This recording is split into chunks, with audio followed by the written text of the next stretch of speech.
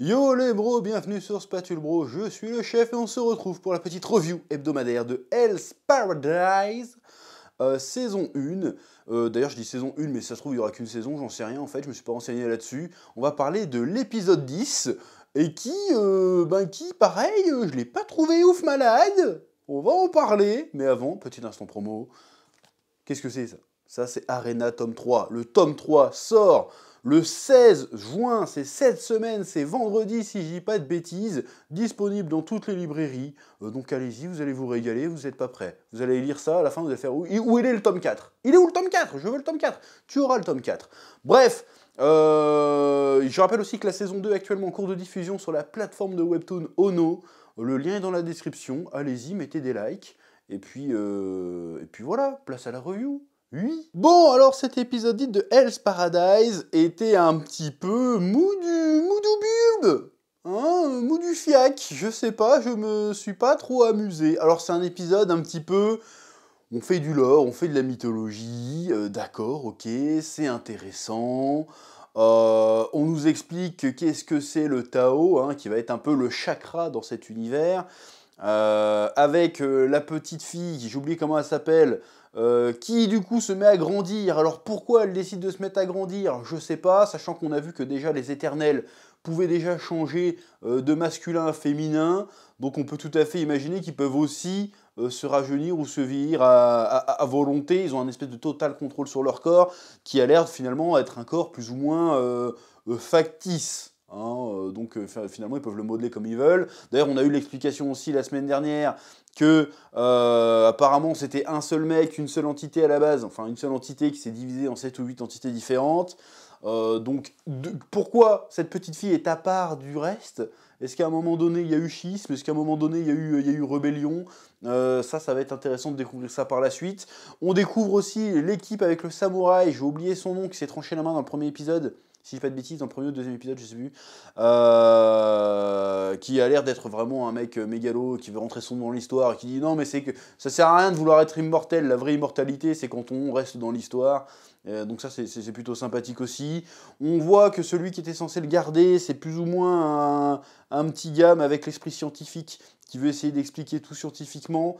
Peut-être que ce gars a des connaissances, a un savoir qui pourrait nous éclairer sur le fonctionnement de certaines choses. Certes, ok, mais à part ça, on s'est un peu fait yesh. En tout cas, moi, je me suis un peu fait yesh dans cet épisode. C'était vraiment, vas-y, on discute, on donne des infos. Mais il faut qu'il y ait des épisodes comme ça de temps en temps, hein, pour pouvoir faire avancer le schmilblick. Mais à part ça, je me suis un petit peu ennuyé, je vais pas mentir.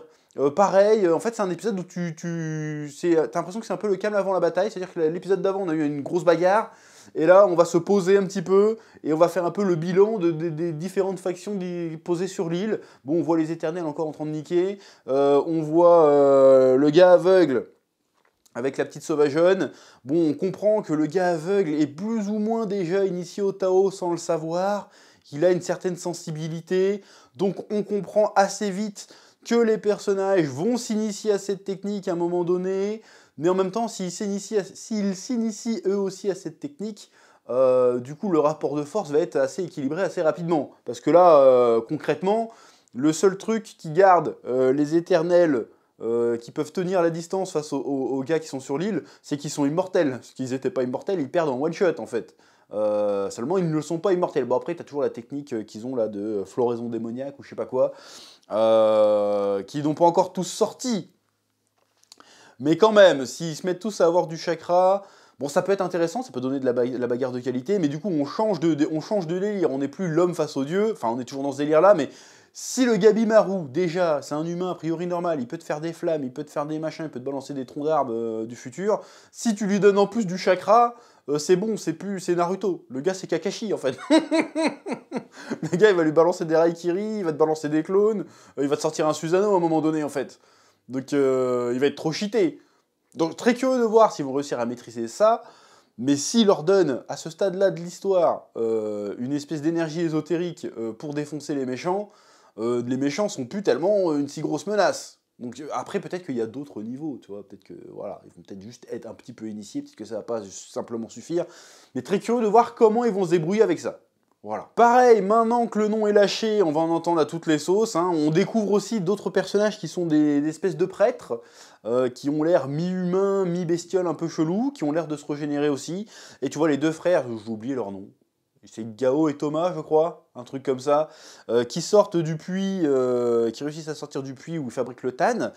Et du coup, ils se battent contre ce prêtre-là, et le prêtre fait « Oh, il a du Tao, il est sensible au Tao, c'est pour ça qu'il a une certaine force, une certaine résistance, mais il ne l'a pas éveillé, du coup, il est facile à battre. » Donc, est-ce qu'ils vont s'initier au truc instinctivement ? Ça va être certainement le cas, donc ça risque d'être intéressant. Un peu clicheton, mais en même temps, c'est un cliché nécessaire, et c'est intéressant quand c'est expliqué après par la suite. Comment dirais-je ? L'autre truc intéressant, c'est qu'il semble avoir repéré un point faible. Il dit ouais, quand je l'ai découpé, il a commencé à repousser vers le bas, et techniquement si c'est des plantes, donc il y a un délire de racines, donc certainement que pour les buter, il faut viser le bas-ventre ou l'entrejambe, et ce qui est assez intéressant, parce que ce qu'on comprend ce que la fille disait, a parlé du tomen ou je sais pas quoi, et apparemment c'est un truc dans le taoïsme ou je sais pas quoi, le zen ou le yin-yang, je sais pas trop qu'ils ont sorti, qui se trouve un peu au-dessus du nombril ou un peu en dessous du nombril, donc peut-être qu'effectivement leur noyau, hein, qui leur permet de se régénérer, leur source de tan finalement, se trouve très certainement dans cette zone-là, donc pour les avoir, il suffit de les planter dans le bide en fait. Ce qui est pas... Parce qu'autant dans Demon Slayer, couper la tête, bon c'est compliqué, c'est un move, tu vois. Mais frapper dans le bide, c'est pas très compliqué. Donc, après, il faut le savoir. Évidemment, il faut le savoir. Mais je trouve ça plutôt intéressant. Donc, je suis curieux de voir comment tout ça a évolué. Mais malgré ça, j'ai trouvé l'épisode un petit peu mou, quoi. Il s'est pas passé des dingueries. C'est tout ce que je veux dire. Alors, je dis pas qu'il faut qu'il se passe des dingueries à chaque fois. Mais comparé à la fournée qu'on a eue pendant 2-3 semaines d'affilée, j'ai trouvé celui-là un petit peu en dessous. Intéressant, certes, mais pas non plus super exaltant, si tu vois ce que je veux dire. Voilà, c'est à peu près tout ce que j'ai à dire pour cet épisode. Je vous laisse le soin de mettre un petit commentaire, mettre un petit pouce bleu, et je vous dis à très bientôt sur Spatule Bro pour de nouvelles vidéos. Oui.